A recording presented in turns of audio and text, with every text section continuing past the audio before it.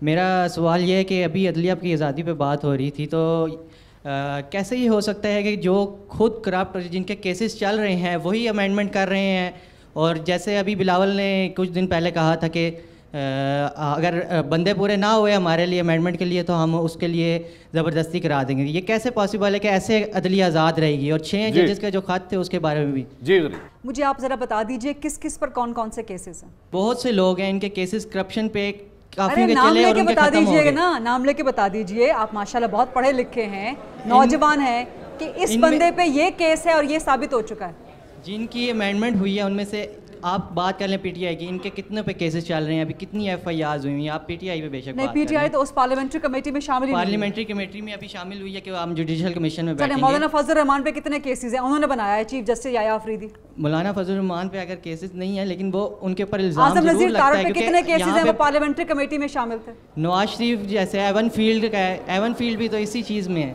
यही तो प्रॉब्लम है, यही मैं आपसे गुजारिश कर रही हूँ।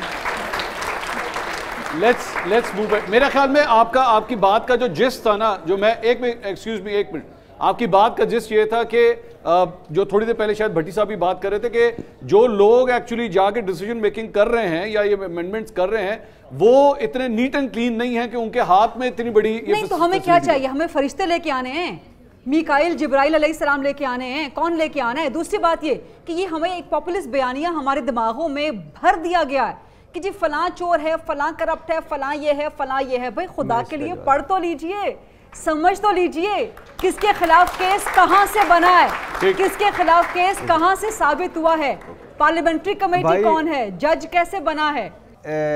नवाज शरीफ साहब पर एवन फील्ड का केस है, अभी तक मनी ट्रेल नहीं दे सके।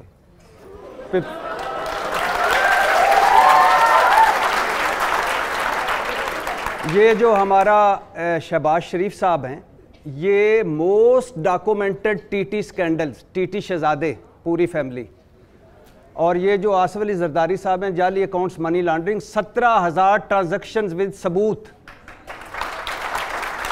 आज़म नज़ीर तारड़ साहब के बड़े कौन हैं? नवाज शरीफ साहब, शहबाज शरीफ साहब। और जो नवाज शरीफ साहब कहते हैं मेरे बच्चे अरबपति हो गए, मैंने तो पता ही कोई नहीं। आप में से कोई है कोई अरबपति हुआ ऐसे?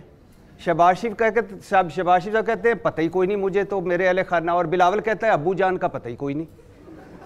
तो इस मुल्क में सिंपल सादा आप ये ज़हनों में रखिए कि जब आपकी पार्लियामेंट अदलिया लगाएगी तो वो अदलिया आज़ाद कैसे होगी? ठीक है, नेक्स्ट जी।